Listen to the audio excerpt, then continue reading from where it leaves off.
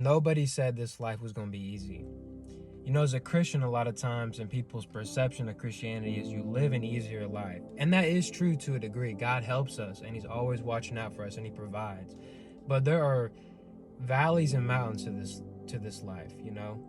And both are used. God uses both the highs and the lows of life for our benefit and for others too. And with the events that have transpired, it's easy to lose heart and to back down and to fear. But I think a lot of people, more so than cower down in fear and standing bold, are really rising up. The anger is turning into determination and even strengthening the will and the faith of many, especially in regards to the Charlie Kirk situation. But I want to read you a scripture and really connect to John chapter 16, verse 33. These things I have spoken unto you, that in me ye might have peace. In the world you shall have tribulation, but be of good cheer. I have overcome the world. And this is what we were talking about at church today. It's hard because tribulation and peace are almost polar opposites, like hot and cold, like night and day. But we have to understand that every season God uses for our benefit.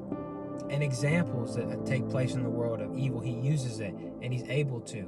Like in the story of Joseph, everything evil that was used against him was used for His ultimate good. We have to understand that God works above that.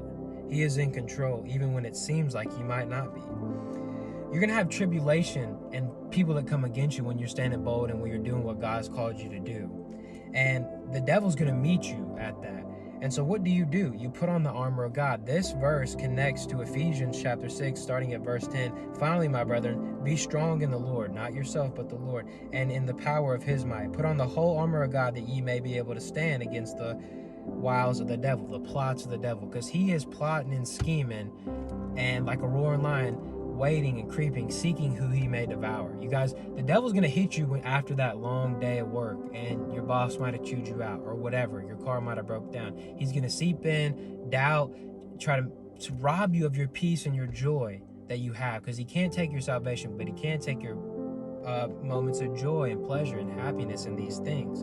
You have to put on the armor of God. You don't go to war with nothing on. You got the helmet of salvation, the breastplate of righteousness, the belt of truth, the shoes of peace, the shield of faith to block the darts. The shield of faith is blocking those attacks. And the sword of the Spirit is the word. Use these scriptures to combat that. And ultimately stand strong and in God's strength. Because us ourselves, we cannot come against the devil. But with God, all things are possible. And no weapon formed against us shall prosper. So just remember, stand strong. Use the armor of God and fight for what you believe in, and stand bold today. I thank y'all for watching. I pray y'all have a blessed day.